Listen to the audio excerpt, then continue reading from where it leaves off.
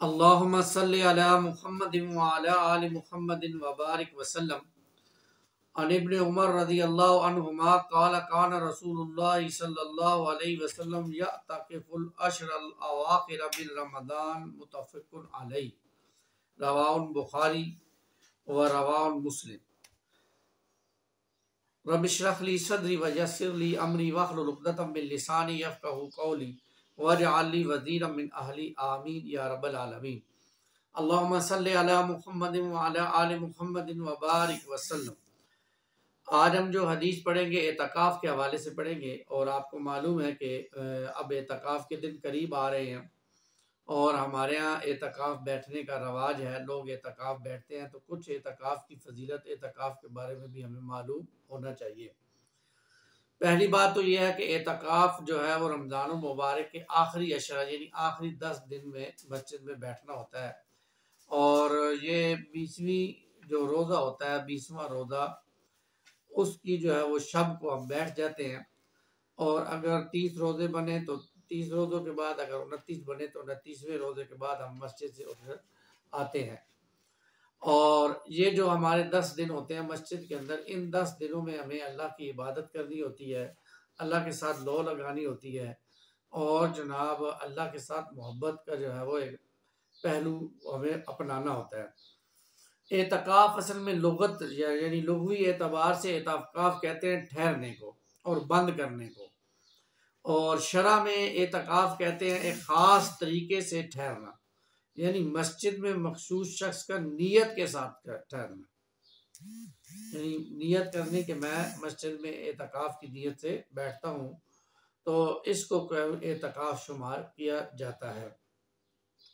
फिर ये कि एतकाफ़ मस्जिद ही में है, किसी खुले मैदान में, किसी शादी हाल में या किसी और ऐसी जगह पर जहाँ जो है वो बहुत बड़ा मजमा इकट्ठा हो गया हो, तो बंदा कहे कि जी यहाँ एतकाफ़ किया जाए, तो एतकाफ़ वहाँ पे बैठना जायज़ नहीं है, नहीं बैठना चाहिए।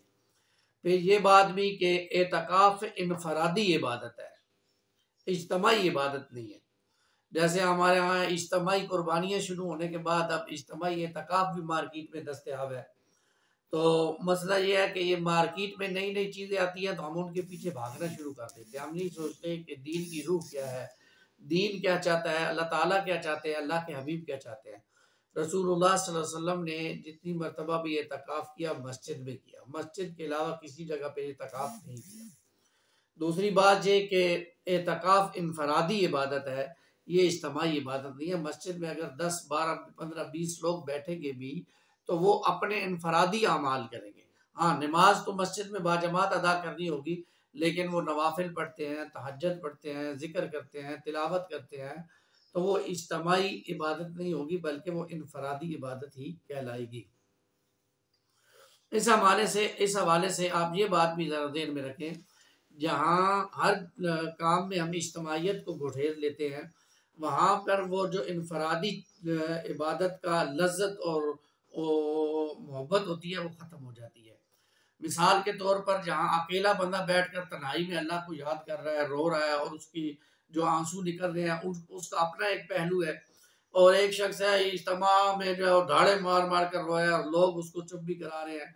अब उसके अंदर थोड़ा सा और भी हो गया कि और लोग चुप करा, थोड़ा और ज़्यादा रोल है, तो फिर एक रिया का पहलू भी सामने आता है। इससे बचना, इज्तनाब करना ज़रूरी है। फिर ये कि ये 10 दिन जो होते हैं, ये आखिरी 10 दिन ये जहन्नम से निजात का अशरा होता है, और अल्लाह से दुआएं मांगना, अल्लाह से रोना, अल्लाह से इस्तग़फ़ार करना और अल्लाह को राज़ी करना, अल्लाह को मनाना, लैलतुल क़द्र को ढूंढने की कोशिश करना, उसके लिए अपने औकात सर्फ करना, ये असल में एतकाफ़ का मकसद होता है।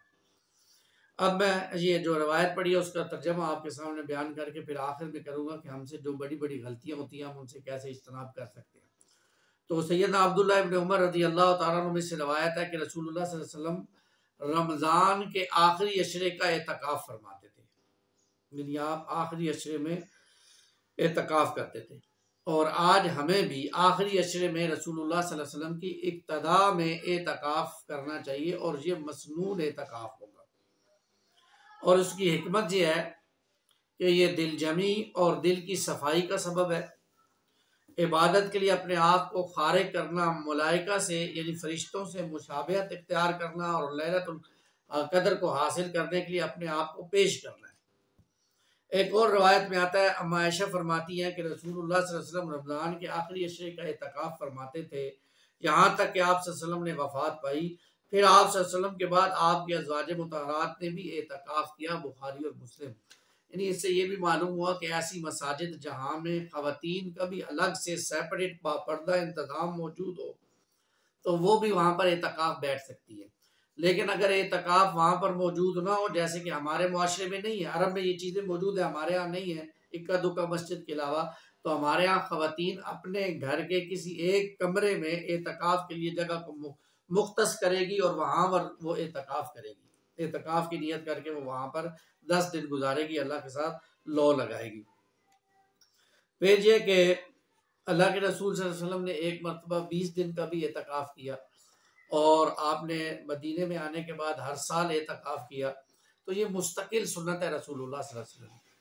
तो जो शख्स बैठना चाहता है वो पहले से इसके लिए अपनी ज़हनी तैयारी करे और फिर अपने आप को मस्जिद में जो है वो कैद कर ले और अल्लाह के साथ लौ लगाए। इन 10 दिनों में जो है वो कम से कम वक़्त वो ज़ाया करे, ज़्यादा से ज़्यादा वक़्त अल्लाह के साथ लौ लगाए।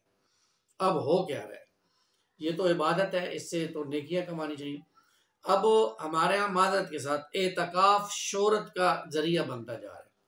पहले तो जब बंदा एतकाफ बैठता है तो पूरी बिरादरी वाले उसको जनाब बड़े एक बड़े वालेहाना अंदाज में उसको छोड़ के आते हैं मस्जिद में, जैसे कि जनाब उसकी नई शादी होने वाली हो, ऐसे जनाब 50-60 लोग जा रहे हैं उसको छोड़ने के लिए।